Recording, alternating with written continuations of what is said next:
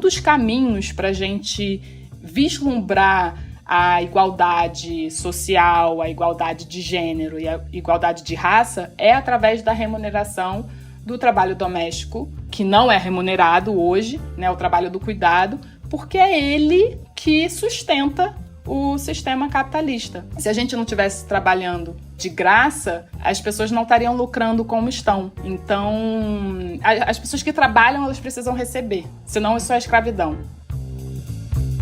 No clássico Geografia da Fome, de 46, José de Castro virou pelo avesso o debate sobre o flagelo que assolava milhões de brasileiros. A fome, ele dizia, não pode ser reduzida à falta de alimentos, causada por secas ou outros fenômenos naturais. Ela precisa ser vista como uma questão política relacionada ao latifúndio, à monocultura de exportação e ao descaso de governos. Quase 80 anos depois, o Brasil enfrenta mais uma vez taxas alarmantes de insegurança alimentar, mas hoje, lembra Bela Gil, a fome não é o único nó quando a gente pensa em comida. O consumo de ultraprocessados vem impulsionando um novo tipo de desnutrição. A obesidade convive com a carência de nutrientes e está na raiz da epidemia de doenças crônicas como diabetes e problemas cardíacos, em um cenário que, para ela, lembra um genocídio silencioso que afeta pessoas pobres e racializadas com mais força. No recém-lançado Quem Vai Fazer Essa Comida?, a Bela, chefe de cozinha e apresentadora de TV, lança um olhar amplo sobre os hábitos alimentares difundidos pelo agronegócio e pela indústria alimentícia. O livro se distancia da responsabilização individual e reflete sobre as questões econômicas e sociais que fazem com que a alimentação saudável seja um privilégio para poucos, enquanto os ultraprocessados, baratos e práticos, se tornam a única opção para milhões de pessoas. Na nossa conversa, ela defende que é preciso revolucionar a produção e o consumo de alimentos e finalmente reconhecer o trabalho doméstico feito principalmente por mulheres, tão essencial para a existência de outras ocupações fora de casa. Ela diz que esse trabalho, geralmente não remunerado, vem sendo apropriado pelo capitalismo e que pagar salários às donas de casa é uma ferramenta essencial de justiça social. Eu sou Eduardo Zombini e este é a Ilustríssima Conversa.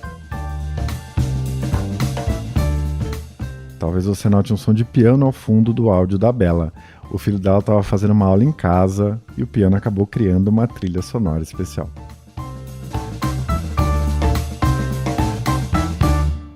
Bela, seja muito bem-vindo à Ilustríssima Conversa. É um grande prazer ter você aqui.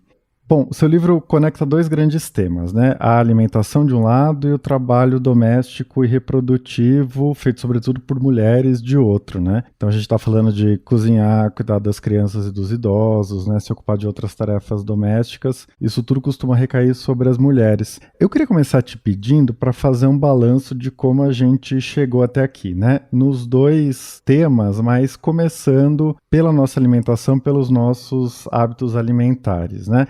Você chama a atenção que a dieta dos brasileiros ainda é bastante calcada, né, no que você chama de comida de panela, mas o consumo de alimentos in natura vem perdendo espaço para processados e ultraprocessados. E um exemplo disso é que o consumo de arroz e feijão, né, esse prato tão tradicional, nutritivo, vem diminuindo no Brasil há vários anos. Como que você enxerga esse cenário? Caímos no conto do vigário, digamos assim, sabe? E muito pela forma como o nosso sistema econômico se dá na nossa sociedade, né? Ele induz a isso, porque uma das coisas mais importantes para o nosso sistema hoje é a nossa força de trabalho. A gente precisa trabalhar para sobreviver, a gente precisa ter tempo para cozinhar, o que tira um pouco o tempo do trabalho. Então é uma conta que realmente não fecha. Então a minha resposta mais objetiva em relação a como a gente chegou a essa má alimentação, que eu chamo de má alimentação estrutural do brasileiro, eu não vejo como culpabilizar o indivíduo pela alimentação que ele tem, porque eu acho que a gente foi induzido a chegar ao lugar que a gente está hoje em relação à alimentação, consumindo cada vez mais produtos ultraprocessados e cada vez menos comida de verdade, pelo simples fato de que a comida ultraprocessada ela é muito mais simples, está ficando cada vez mais barata e ela é de fácil preparo, de fácil acesso. Muitas vezes, né, muitas pessoas moram em desertos alimentares ou pântanos alimentares, onde elas encontram muito mais facilmente produtos ultraprocessados do que produtos in natura. Então, até mesmo o acesso físico, né, ao alimento, à comida de verdade, a comida para se tornar uma comida de panela, é mais difícil, é dificultado pelo nosso sistema vigente, socioeconômico, né, e geográfico também.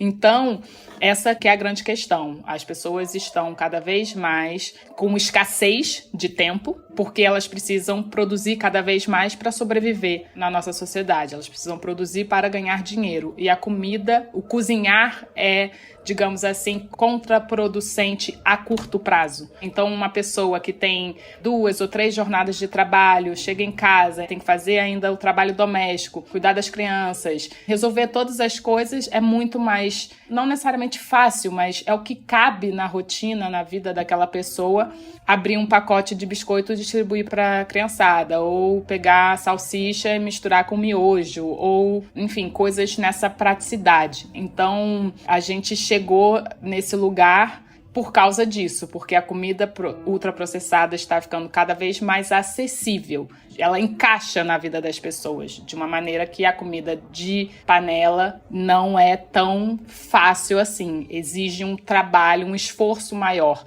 Então, basicamente, esse lugar que a gente chegou, só que isso tem consequências muito graves que são invisibilizadas na sociedade. Saiu um estudo no final do ano passado mostrando que, em média, morrem 57 mil brasileiros por ano pelo consumo direto de produtos ultraprocessados. Ou seja, o número é maior do que vítimas de homicídio no país. E a gente sabe que quando a gente fala de arma, quando a gente fala de assassinato, quando a gente fala de violência, isso gera uma comoção, né, e um choque muito grande na sociedade. Só que a comida ultraprocessada está matando mais do que isso e ninguém fala disso. E estão oferecendo essa comida para as crianças, estão oferecendo em hospitais, estão oferecendo em escolas. Então, assim, é um genocídio invisibilizado e proposital, obviamente, porque a gente sabe quem lucra com isso. Esse é o lugar que a gente chegou com a alimentação. E aí, a questão do trabalho doméstico, a economia do cuidado e tudo isso se dá com a nossa história de escravização. Quando a gente fala do trabalho doméstico, tem um corte racial, não só de gênero eu acho que está bem escancarado, que a gente sabe que a maior parte das pessoas que fazem esse tipo de trabalho são as mulheres, mas o corte racial também é muito forte. Normalmente quando esse trabalho, ele é o trabalho não remunerado, né, são mulheres pretas ou migrantes que moram na periferia que têm que dar conta de tudo, do trabalho de casa, do trabalho de fora de casa, enquanto que a elite, ou pessoas de classe média alta e brancas, digamos assim, terceirizam esse trabalho, ou seja, não fazem esse trabalho, mas pagam alguém para fazer, e normalmente esse trabalho ele é mal remunerado, né? Quando pagam, não pagam muito bem. Então, eu acho que a gente chegou nesse cenário do trabalho do cuidado ser um trabalho que explora muito mais as mulheres, e mulheres pretas de periferia, né? Pretas e pobres, por causa da nossa história de escravização. Porque quando houve a abolição, por exemplo, não houve uma inserção no mercado de trabalho dessas mulheres, não houve um investimento na sua educação, não houve investimento social para essas pessoas. Então, o que coube a elas foi fazer o serviço que antes era feito de graça e agora se paga mal. Basicamente isso. E essa é uma questão que para mim é muito importante, porque quando a gente fala de feminismo, né, das lutas e das conquistas feministas, a gente sabe o quanto que a gente conseguiu, que a gente conquistou, até onde a gente chegou, mas é muito importante a gente ter em mente que a gente não conseguiu, no feminismo branco, não se foi perguntado aonde e como estava o poder. A opressão, ela continuou no mesmo lugar. Uma mulher hoje, branca, bem-sucedida, ainda assim, em algum lugar, explora a mão e o trabalho e o corpo de uma mulher preta, pobre, digamos assim. Então, houve uma perpetuação da opressão. Isso não foi totalmente transformado na sociedade ainda. E eu acho que esse livro traz um pouco de luz para esse lugar.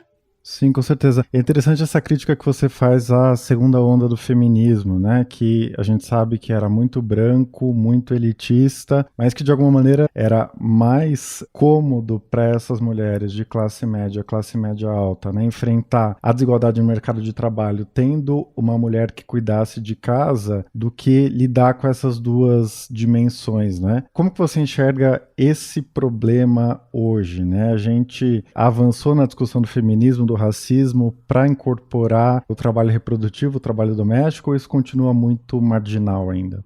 Eu acho que continua muito marginal e também porque houve um desmantelamento, digamos assim, de muitas políticas públicas que estavam fazendo possível a discussão na sociedade sobre isso e fazendo com que as mulheres que fazem esse trabalho, o trabalho doméstico mal remunerado, ou não remunerado, terem uma perspectiva e uma possibilidade de vida diferente. Então eu acho que assim, a gente não pode eximir o Estado da sua responsabilidade também. A gente muitas vezes coloca no indivíduo o peso da responsabilidade de algo que não deveria estar só com ele, né? Quando eu falo de trabalho doméstico, e no livro eu aponto bastante isso, é um trabalho que tem que sair do âmbito doméstico, assim, ele precisa ser olhado, ele precisa ser apoiado por toda a sociedade.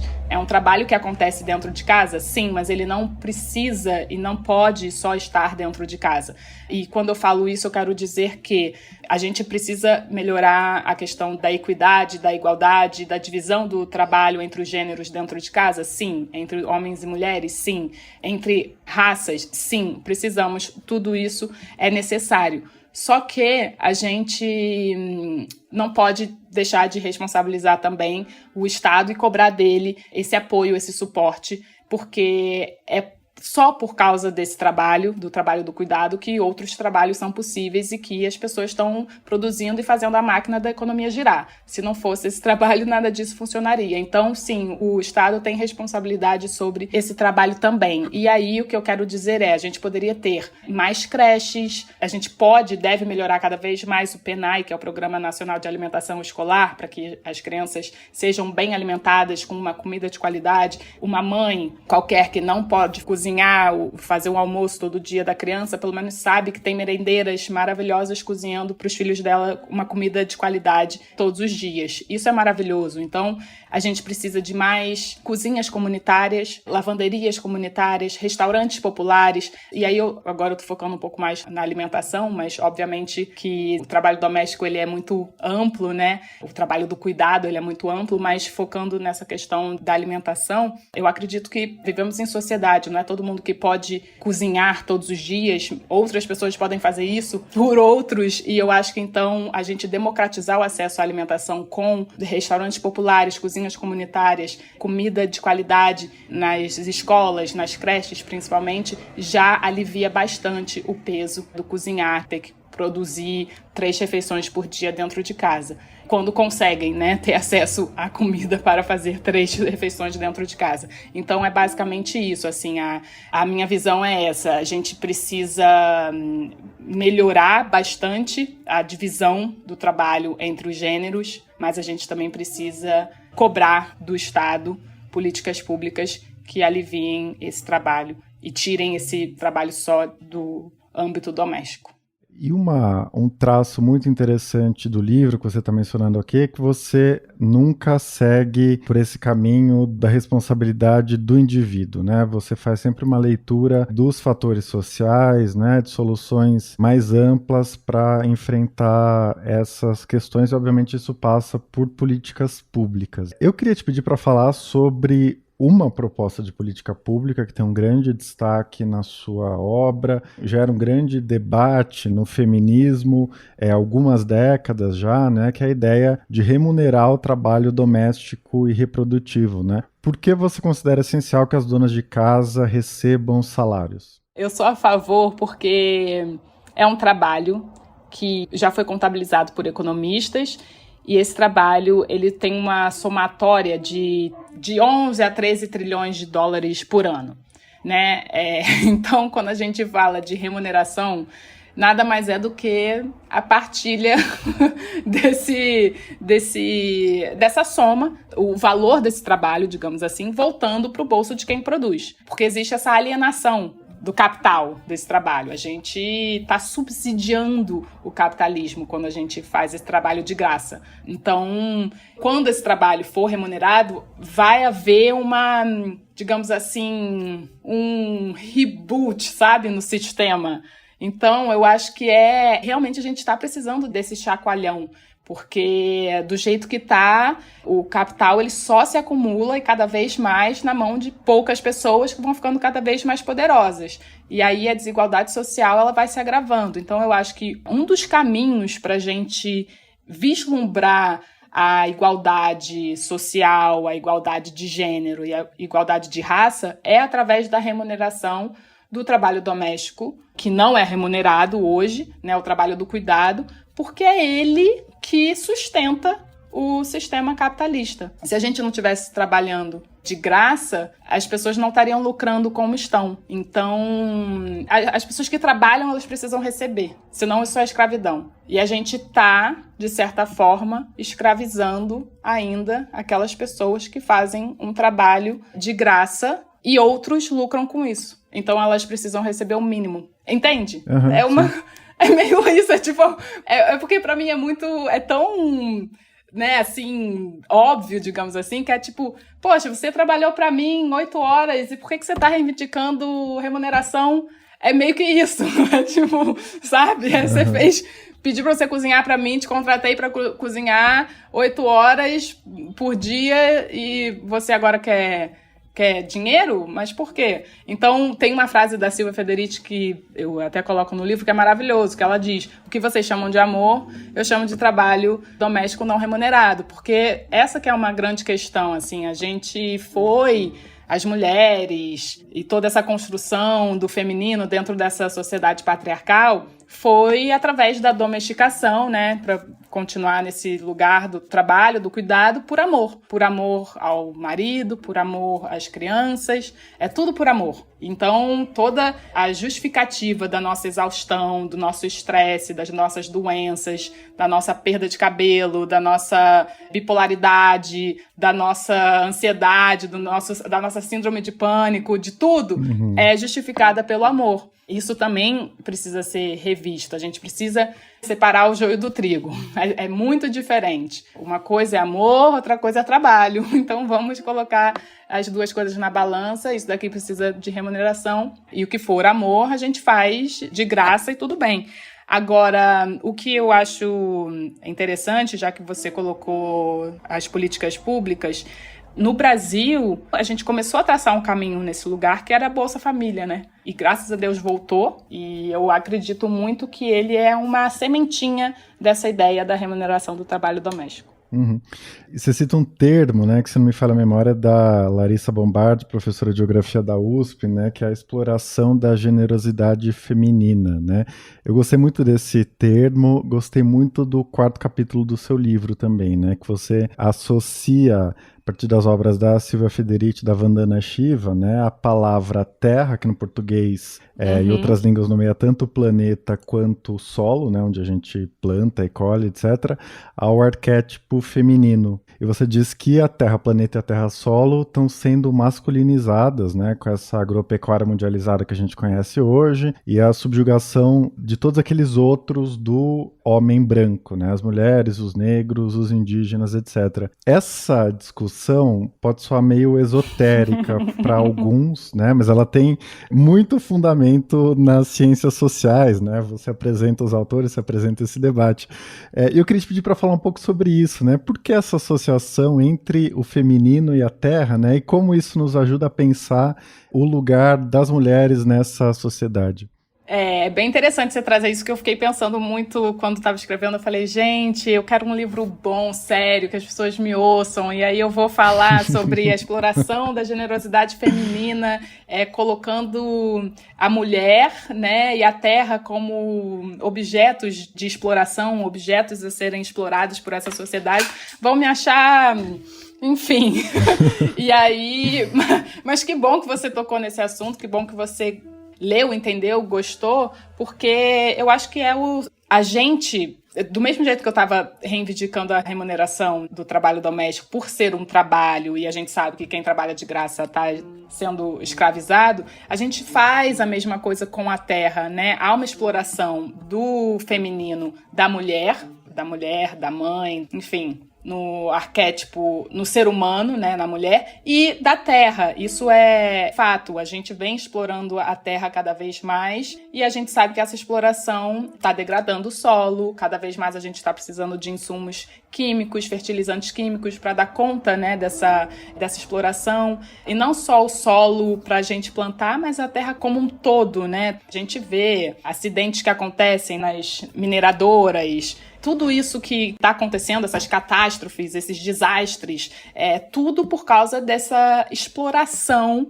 da generosidade feminina que a gente pode direcionar para a Terra, né? A Terra como o planeta Terra, mas também a Terra, o solo. Para haver um equilíbrio disso, a gente precisa reaver o aspecto feminino da terra, né? A gente precisa reivindicar e reconquistar, trazer de volta esse cuidar da terra com um olhar mais feminista e mais feminino, que é o contraponto, né, do agronegócio, dessa exploração bem patriarcal, masculinizada da terra, essa exploração infinita, é a agroecologia. Ela é esse contraponto. Assim, a gente consegue ver o sistema do agronegócio, ele é muito masculinizado, muito patriarcal, muito focado somente no sistema capitalista visando lucro, trata a comida não mais como um direito humano e sim simplesmente como uma mercadoria, tira qualquer valor o valor intrínseco da comida como alimento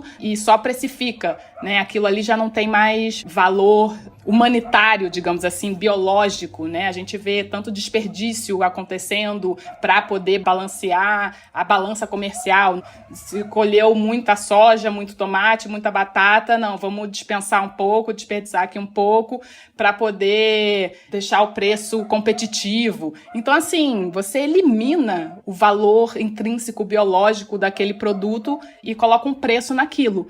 Então, esse olhar, ele é muito bruto, ele é muito brutal, eu realmente enxergo isso, como a Larissa fala, essa masculinização forçada da natureza. E aí, do outro lado, a gente tem, graças a Deus, cada vez mais a agroecologia se restabelecendo e produzindo comida de verdade, de uma maneira socialmente justa também, com uma igualdade de gênero melhor, sem maltratar o solo, sem maltratar a terra, sem tanta violência, né? Isso que eu quero dizer. Eu acho que a violência, ela separa muito um do outro, né? Existe muita violência no sistema de monoculturas e agronegócio e tudo mais, e enquanto há um respeito maior à generosidade feminina quando a gente produz comida dentro da agroecologia. Uhum.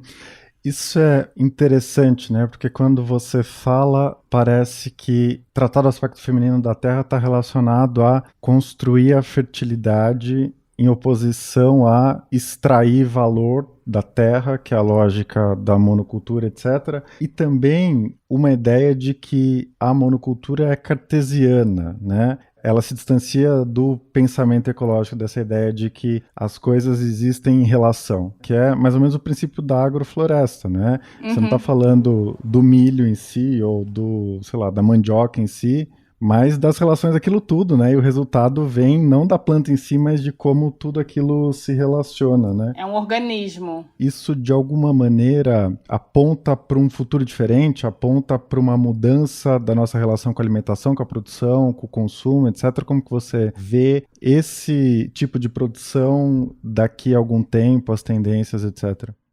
Bom, o que eu vejo não necessariamente corresponde ao que eu espero.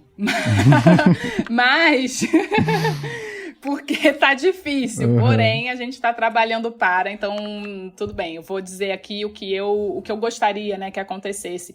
Quando a gente fala de alimentação saudável, a gente não tem como deixar de lado a questão da distribuição de terra, porque o Brasil é um dos países com uma maior concentração de terra. Então, a gente precisa de uma reforma agrária realmente eficiente, popular no país, para que a gente consiga, primeiro, democratizar o acesso à terra, porque as pessoas muitas vezes esquecem que a comida que a gente come vem da terra. A gente precisa de terra para plantar, as pessoas precisam de terra para produzir. Então, a gente precisa que esse meio de produção, digamos assim, esteja bem distribuído e não concentrado na mão de poucos. E isso é o que acontece no Brasil. Quase que 70% da área está na mão do agronegócio, né? Ou seja, produz nem 30% do que a gente consome. Então, tem que mudar essa questão. Tem que, no mínimo, equalizar. Então, a gente precisa de uma boa distribuição de terra para começar a falar na democratização do acesso, né, aos alimentos, aos bons alimentos. Então, eu acho que tendo isso como uma premissa, digamos assim, e isso acontecendo, a gente teria muito fôlego e muito mais possibilidade de fazer com que as pessoas queiram e possam comer melhor. E aí entra também as políticas públicas que hoje já estão vigentes, né? Tem o Programa de Aquisição de Alimentos, que é o PAA, que compra diretamente de produtores, agricultores familiares. Isso dá uma garantia para esses produtores de que a colheita, o cultivo deles será utilizado. Isso é muito importante para um agricultor ter a sua produção garantida, a compra da sua produção garantida. Então, o PAA é super importante, o PENAI é outro programa que também já tem a lei da aquisição de pelo menos 30% da alimentação tem que vir da agricultura familiar. Então, assim, estimular a agricultura familiar e a transição agroecológica é fundamental e essas políticas públicas são formas de incentivar e estimular isso. Eu tenho essa esperança de que a gente consiga fazer com que a comida de verdade seja mais acessível, sabe? Seja mais... que a gente consiga realmente democratizar através desses pontos que eu coloquei aqui. Fora, obviamente, a gente precisa também acabar com o incentivo fiscal que acontece na produção, por exemplo, de produtos ultraprocessados, como é o refrigerante, como é o caso, né, de refrigerantes ali na Zona Franca de Manaus. É um absurdo, né? É realmente, assim, uma coisa que a gente sabe e que mata. A gente tá falando, gente, as pessoas estão morrendo. São 57 mil pessoas que morrem por ano pelo consumo de produtos ultraprocessados e a gente paga para isso. Assim, para facilitar o consumo desses produtos que matam. É realmente muito complexo. E a questão dos agrotóxicos, né? Porque o setor de agrotóxicos no Brasil tem uma isenção de imposto, né? Deixa de entrar para os cofres públicos 10 bilhões de reais por ano, o que é um somatório muito grande que a gente poderia estar fazendo muita coisa. Então, a gente precisa mudar o olhar, né? Incentivar o que é bom, o que faz bem, o que é bom para a terra, o que é bom para a saúde, o que não dá muito lucro para poucas pessoas, mas que dá lucro para todo mundo. É distribuição do lucro em forma de vida, que eu quero dizer, sabe? É a gente investir na vida das pessoas, é a gente dar possibilidade para que as pessoas vivam bem e melhor, e não necessariamente envenenar boa parte da população com veneno mesmo, agrotóxicos, ou com comida envenenada, ou com produtos ultraprocessados para dar lucro para poucos, né? Eu acho que é essa... Se a gente tiver isso em mente, né, e as pessoas que estão com a caneta na mão, com o poder de tomar a decisão, tiverem isso em mente, eu acho que dá para a gente mudar completamente o rumo da nossa alimentação e fazer com que as pessoas queiram e possam comer melhor. Com certeza. Bela, você participou da equipe de transição, né, no grupo de trabalho de desenvolvimento social e combate à fome. Foi convidada para ocupar uma secretaria especial de alimentação saudável no Ministério do Desenvolvimento Agrário. Eu queria te pedir uma avaliação, né, das ações do governo Lula até aqui nesse tema. O MST, por exemplo, né, vem criticando a lentidão em nomeações no INCRA, a falta de prioridade à questão agrária, né? E me parece que existe um certo fetiche, né, do presidente da esquerda com churrasco e picanha, por exemplo, né? Não com arroz orgânico e agroecológico e inhame. Como que você enxerga essa conjuntura atual?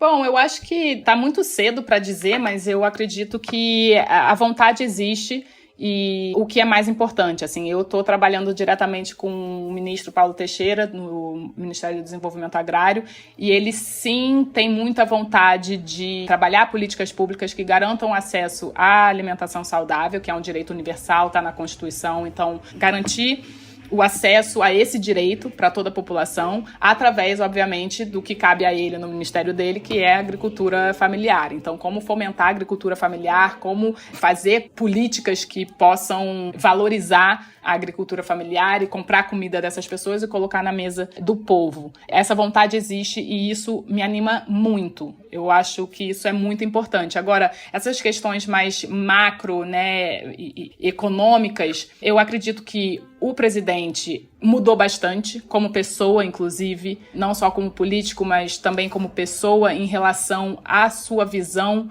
de alimentação. No primeiro governo dele, a maior prioridade era acabar com a fome e tendo como prioridade ele conseguiu. Então eu acho que isso na política, isso é muito verdade. Assim, quando a gente tem vontade de fazer acontecer, é quase certo que aconteça.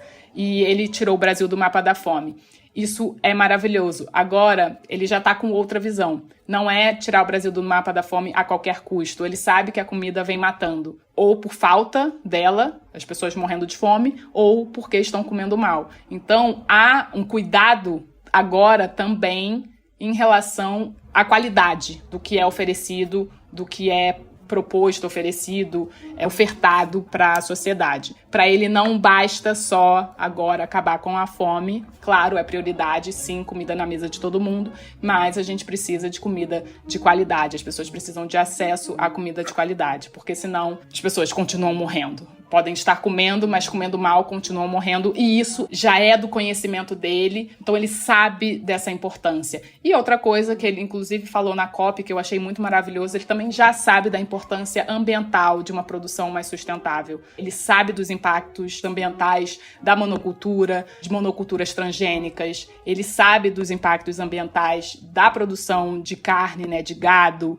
Então, assim, ele tá com um grande pepino na mão, mas eu acho que só dele ter o conhecimento e a consciência já é um grande passo. Então, eu vejo que, claro, é muito cedo para dizer, mas eu gosto da proximidade do presidente com o movimento, por exemplo, do MST. O movimento apoia muito ele tem um respeito muito grande pelo movimento, e eu acho que fica mais fácil de conversar. E o movimento, né, o MST, hoje em dia, inclusive, está com um olhar também muito diferente para a produção. Também não é estar numa terra, conquistar uma terra e produzir qualquer coisa a qualquer custo. Sabem da importância de uma produção livre de veneno, uma produção voltada à agroecologia, com agroflorestas e tudo mais. Então, eu acredito muito no potencial desse governo para que a gente consiga mudar um pouco o nosso sistema alimentar, para que seja mais limpo, né, mais justo e mais saudável.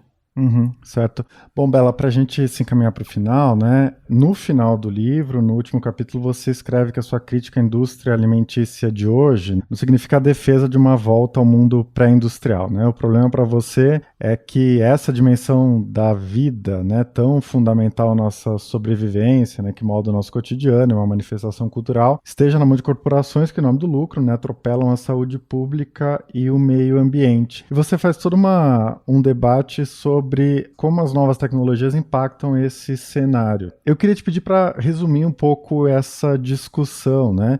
A tecnologia pode ser uma aliada da democratização da alimentação saudável, né? Pensando, por exemplo, nas comidas produzidas em laboratório hoje, que prometem diminuir os custos, diminuir os impactos ambientais, etc. Ou ela tende a reforçar as desigualdades que a gente já conhece? Então, eu acho que quando a gente fala das tecnologias, eu acho que ela tem muito a contribuir, só que, obviamente, ela não pode estar disponível para somente uma parcela da população. Por isso que eu gosto de ir sempre na base. Eu não acho que a gente vai conseguir justiça social sem a remuneração do trabalho doméstico. Eu acho que a gente não vai conseguir democratização da alimentação sem a reforma agrária. Então, eu acho que, assim, estabelecendo pressupostos que a gente precisa, né? Tipo, a base. A gente precisa construir uma base, um chão, para depois a gente entender como as coisas vão se dar. Então, assim, tendo isso em vista, tendo isso conquistado, tendo isso feito, tendo isso como um norte, a tecnologia tem muito a contribuir.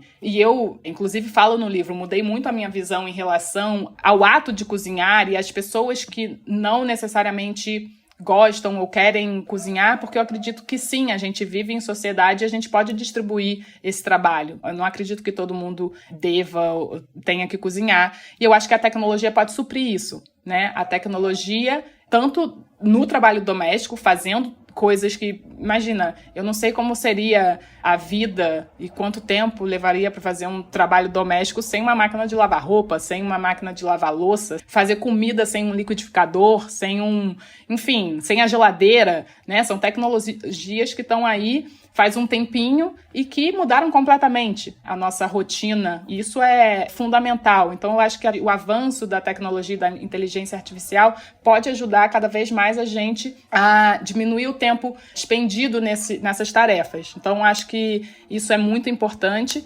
E, ao mesmo tempo, quando a indústria entender, aí também é uma mudança de paradigma, porque enquanto a produção de alimentos estiver somente focada no lucro, nada vai mudar. Mas se, por algum acaso, a gente conseguir fazer com que a indústria produza alimentos que a gente sabe que são verdadeiramente bons para a saúde, eu sou super a favor. Eu seria a primeira a comprar. A indústria, ela deve ser uma aliada à produção de alimentos saudáveis, comprando de produtores orgânicos, agroecológicos, saindo da lógica puramente capitalista, visando lucro, comprando de monoculturas, porque essa que é a questão, os produtos industrializados, a gente só tocou no aspecto da saudabilidade, a gente nem tocou na questão ambiental, né, que eu também falo bastante no livro, mas é isso, assim, a gente vai para o supermercado, se a gente vê, maior parte, mais de 90% dos produtos industrializados, ultraprocessados que estão ali, tem como base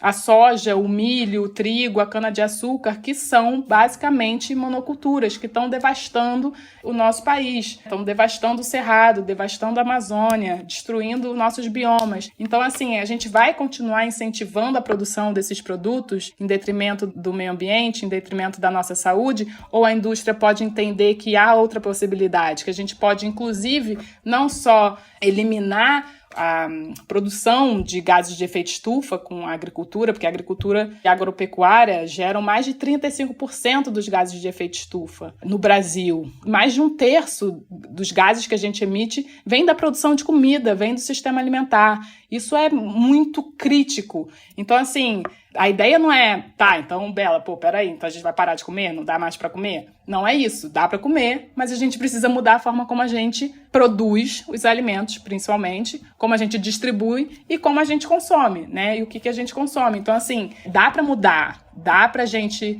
não só, como eu falei, eliminar a produção de gases de efeito estufa, como dá para a gente mitigar, dá para a gente reverter com sistemas, por exemplo, agroflorestais, que já são comprovados que sequestram carbono. Então, assim, fazer uma transição de uma monocultura de soja, por exemplo, ou uma produção de gado no pasto, assim, totalmente devastado, e passar para uma produção agroecológica, por exemplo, de soja, né? Produção agroecológica regenerativa, você sequestra carbono. E de gado, se você passar para uma produção civil pastoril, que é a conjunção, né, de gado com árvore, você sequestra carbono. Então, assim, gente, por que a gente não faz isso? Dá pra gente mitigar o aquecimento global com a produção de comida. Então, é uma mudança muito grande de paradigma. Mas aí a gente cai sempre no mesmo lugar. O lucro é sempre o mais importante na nossa sociedade hoje.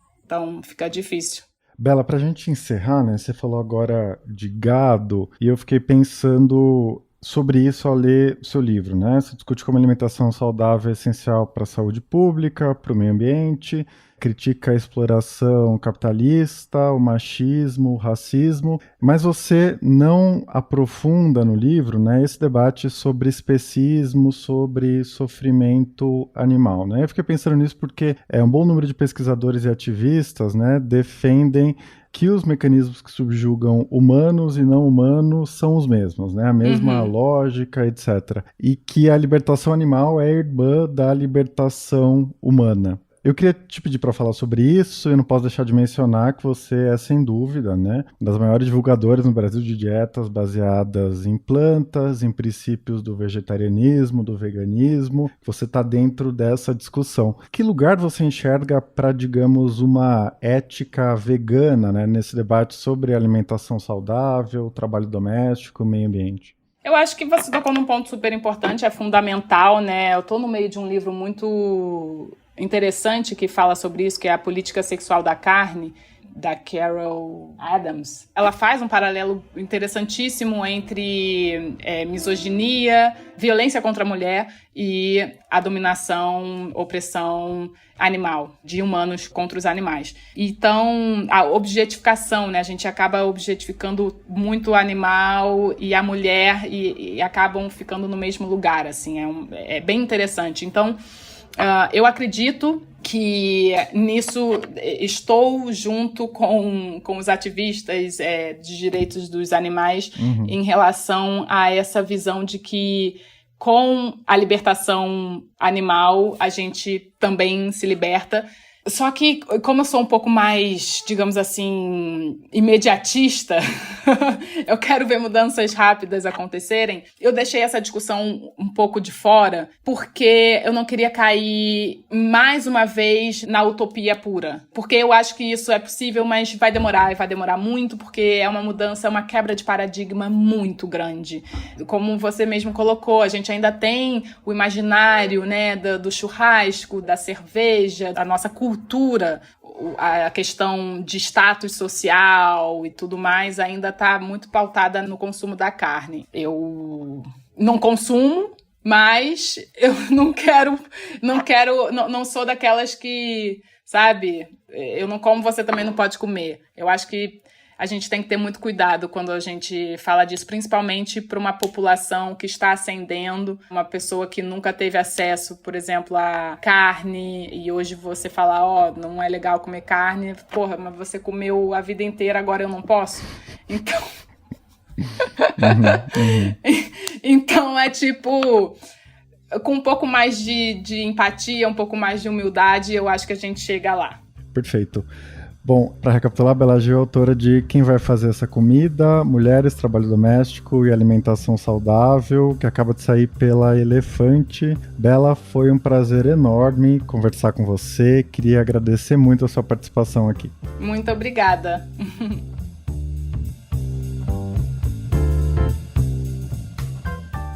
Este foi o 127º episódio do Ilustríssima Conversa. Eu sou Eduardo Sombini e a edição de som foi feita pela Laila Moalen. Se você tiver comentários, críticas ou sugestões, não deixe de me escrever. Pode ser pelo Twitter ou pelo Instagram, pelo meu e-mail, que é o eduardo.sombini@grupofolha.com.br. Eu também deixo o convite para você avaliar o programa no Spotify, no Apple Podcasts ou no seu tocador preferido e também indicar este ou algum outro episódio para alguém que ainda não conhece o Ilustríssima Conversa. A gente se vê daqui a 2 semanas. Até lá!